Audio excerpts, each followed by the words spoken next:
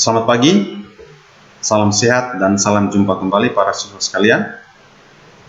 Masih bersama saya Theodorus Tiroboli dalam pembelajaran Bahasa Indonesia kelas 9. Para siswa sekalian, kali ini kita akan belajar terkait dengan teks cerpen. Oke, kita lihat yang pertama. Di sini ada beberapa menu yang ditampilkan, ada kompetensi dasar, indikator, tujuan pembelajaran, dan materi ajar. Kita lihat yang pertama, kompetensi dasar.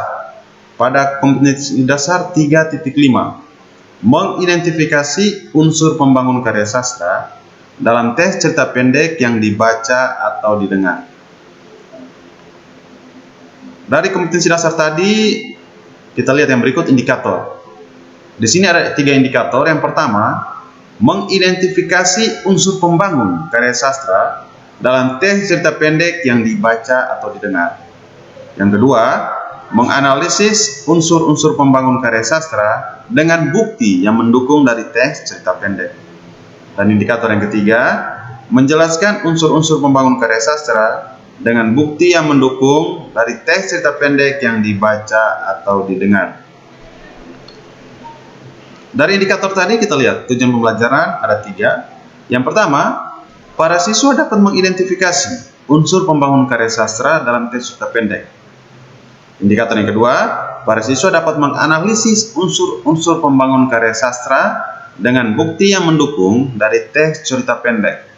Dan tujuan pembelajaran yang ketiga, para siswa dapat menjelaskan unsur-unsur pembangun karya sastra dengan bukti yang mendukung dari teks cerita pendek yang dibaca atau didengar.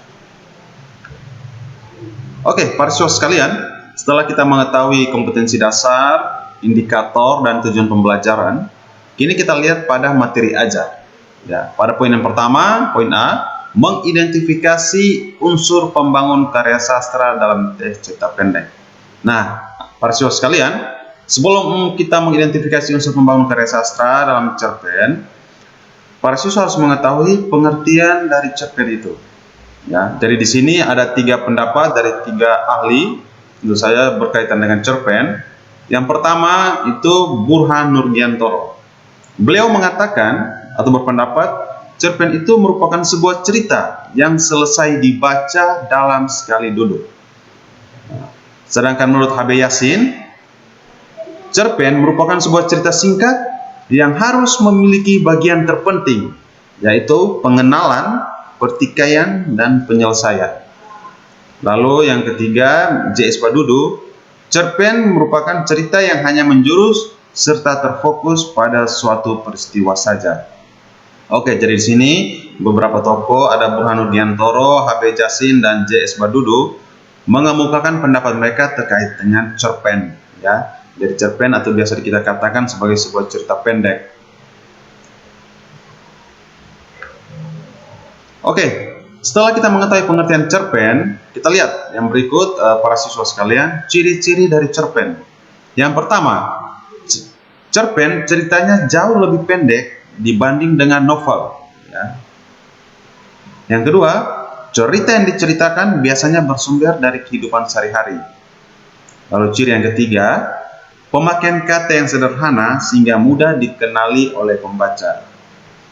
Ciri yang keempat, biasanya hanya menceritakan satu kejadian atau satu peristiwa saja. Dan yang berikut, ciri yang berikut, pembaca dapat ikut merasakan langsung kisah yang diceritakan karena kesan yang ditinggalkan sangat mendalam.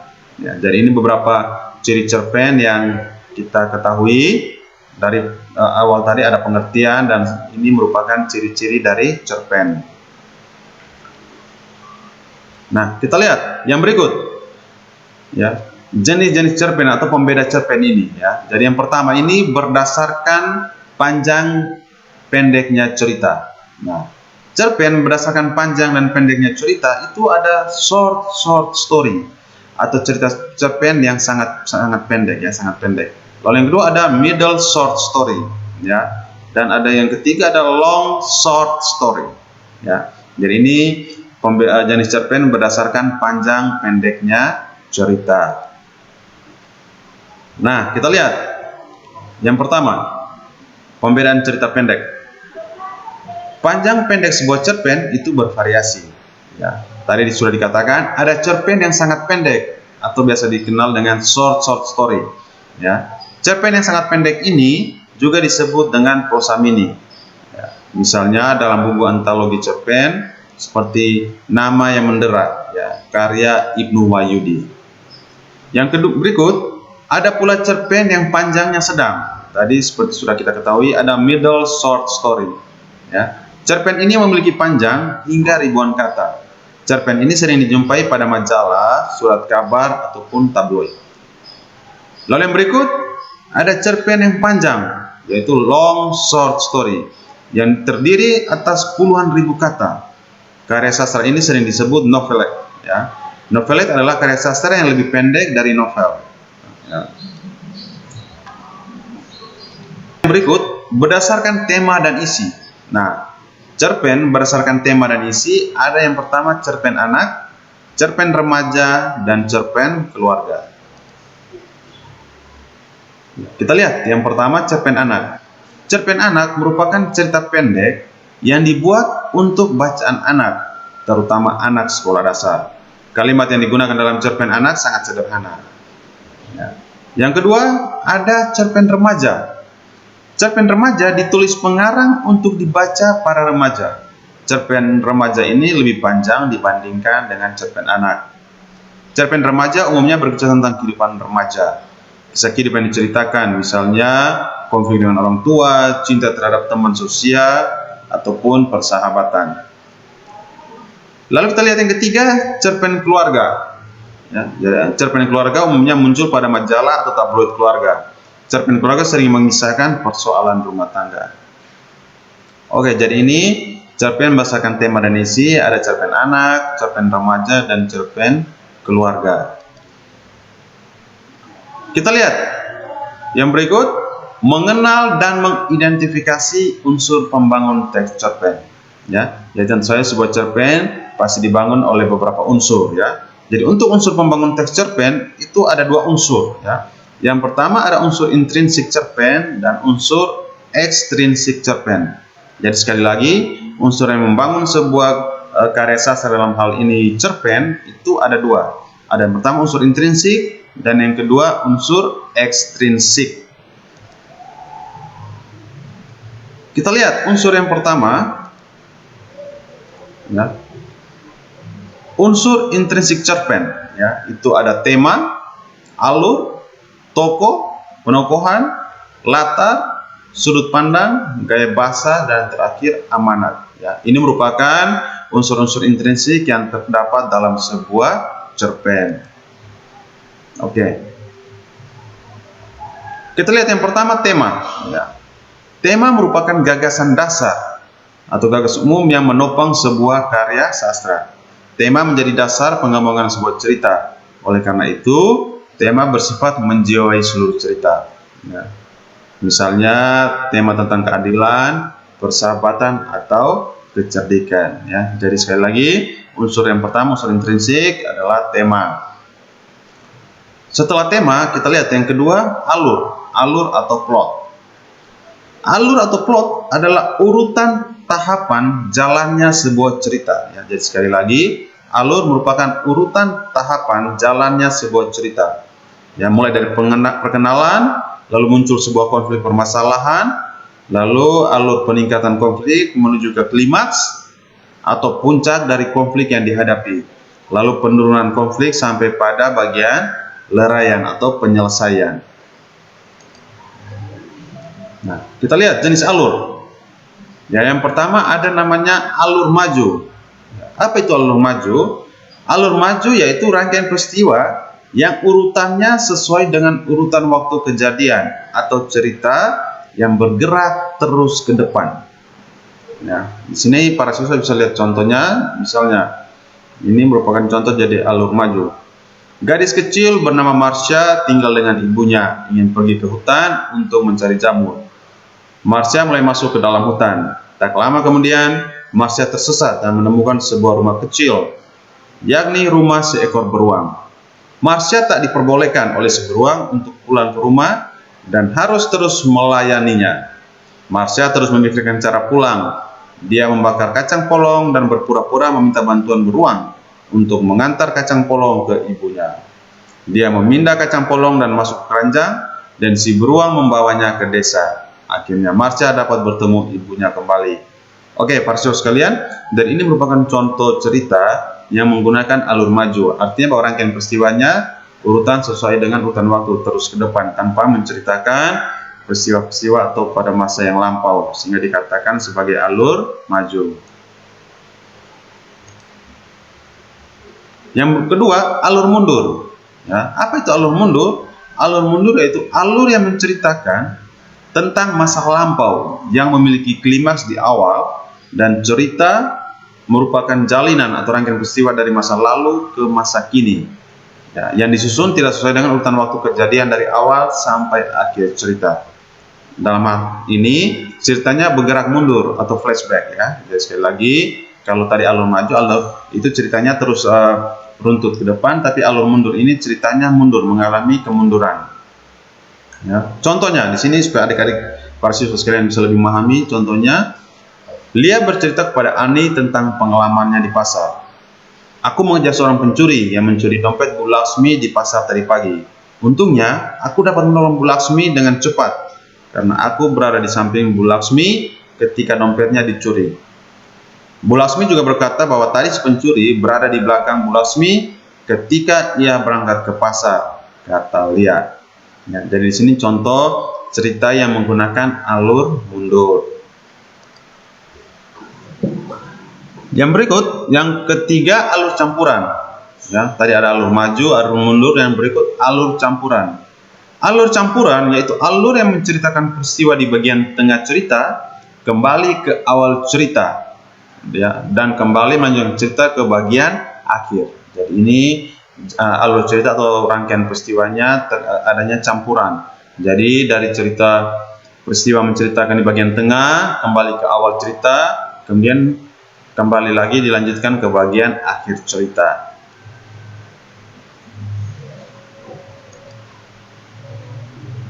Nah, yang berikut, setelah kita mengetahui jenis-jenis alur, di sini kita lihat bagian-bagian alur.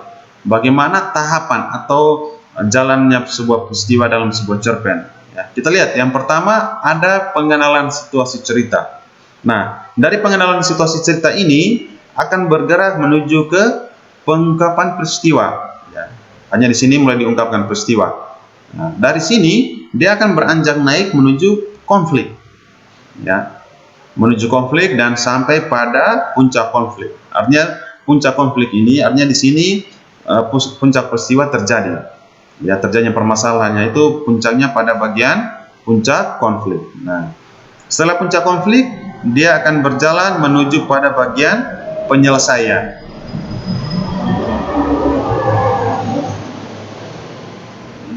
Jadi ini merupakan bagian-bagian alur. Yang pertama dimulai dengan pengenalan satu cerita, lalu ada pengungkapan peristiwa, menuju konflik, puncak konflik, dan penyelesaian.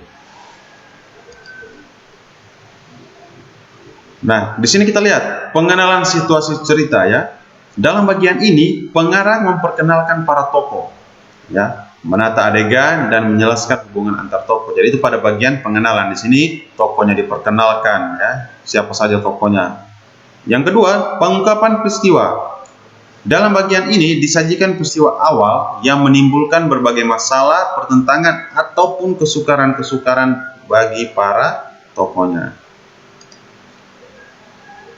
Lalu menuju konflik.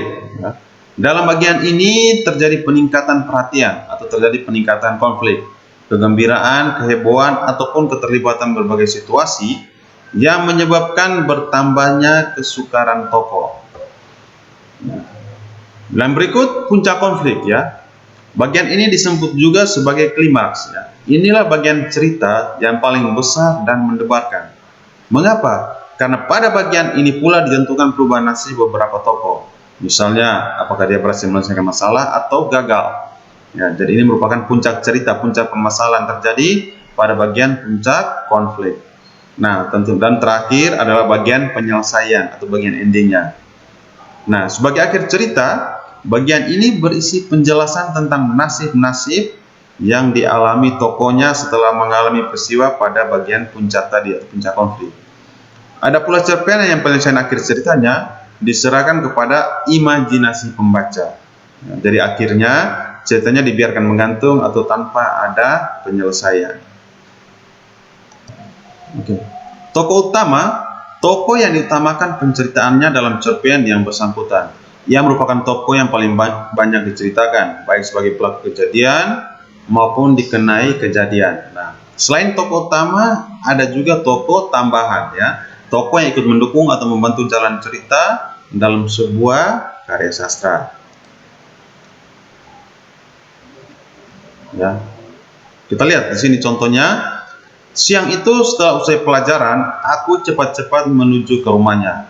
Aku mulai cemas ketika memasuki rumah itu.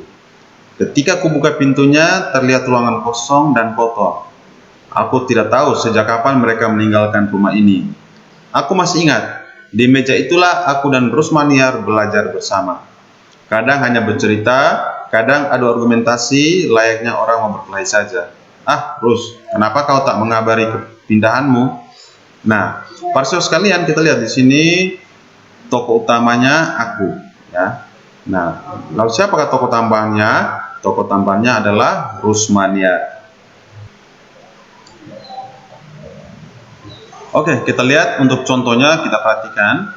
Misalnya watak tokoh, ya. Di sini ada tokohnya, tokoh Dula. Misalnya watak tokoh Dula ini kita katakan sombong. Konteks kalimatnya, Roy, teriak Dula, malam ini riwayatmu habis, katanya ketus dan sombong. Si bandel hanya mengepalkan tinjunya, ya. Di sini bagaimana kita lihat watak dari Dula yang sombong seperti ini. Yang berikut latar, ya. Unsur intrinsik yang berikut latar. Latar adalah tempat atau keadaan yang menggambarkan terjadinya peristiwa yang dialami oleh tokoh. Nah, kita lihat latar terbagi atas tiga, ada latar tempat, latar waktu, dan latar suasana. Nah, latar tempat berarti dia mengacu pada lokasi terjadinya peristiwa. Ya, kalau latar waktu berarti mengacu pada kapan peristiwa itu terjadi. Nah, sedangkan latar sosial berhubungan dengan perilaku. Kita lihat untuk contoh ini, ya, di sini ada sebuah konteks. Kita lihat, misalnya ibu terkulai di kursi seperti orang mati. Pintu, jendela, televisi, telepon, perabotan, buku, cangkir teh, dan lain-lain masih seperti dulu. Tapi waktu telah berlalu 10 tahun. Tinggal ibu kini di ruang keluarga itu masih terkulai seperti 10 tahun lalu. Rambut, wajah, dan busananya menunjukkan keberadaan waktu. Telepon berdering, ibu tersentak bangun. Diangkatnya ke telinga, ternyata yang berbunyi telepon genggam. Ketika disambarnya pula, derinya sudah berhenti. Ibu bergumam. Oke, di sini kita lihat latar tempatnya ruang keluarga, latar waktunya masa kini, latar suasananya sedih. Ya, di sini kita lihat terkulai di kursi seperti orang mati. Unsur intrinsik yang berikut adalah sudut pandang atau point of view. Sudut pandang atau point of view adalah cara pengarang menempatkan dirinya terhadap cerita atau dari sudut mana pengarang memandang ceritanya. Umumnya, penulis menempatkan diri pada posisi orang ketiga dengan menggunakan kata ganti dia, atau orang pertama dengan menggunakan kata ganti aku atau saya. Oke, di sini adik-adik bisa melihat contoh sudut pandang orang pertama. Di sini sudut pandang orang pertama sebagai pelaku utama, ya. Ini merupakan contoh, bisa dibaca, diperhatikan. Nah, lalu di sini juga ada sudut pandang orang pertama sebagai pelaku sampingan, ya. Kita lihat. Nah, ini merupakan contoh sudut pandang orang pertama sebagai pelaku sampingan. Para siswa sekalian bisa membaca pada contoh teks ini.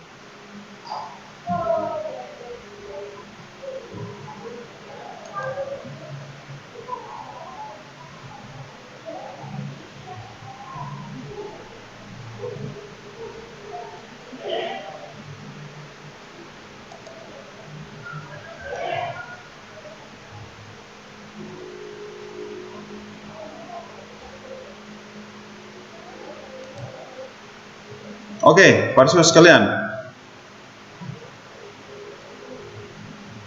unsur intrinsik yang berikut adalah gaya bahasa. Gaya bahasa merupakan ciri khas sang penulis dalam menyampaikan tulisannya kepada publik, baik itu menggunakan majas, diksi, dan pemilihan kalimat yang tepat di dalam cerpen. Unsur intrinsik yang berikut adalah amanat atau pesan. Amanat adalah pesan moral atau pelajaran yang dapat kita petik dari cerita pendek tersebut. Di dalam cerpen, moral biasanya ditulis tidak secara langsung, tetapi tersirat dan akan bergantung sesuai dengan pemahaman pembaca akan cerita pendek tersebut.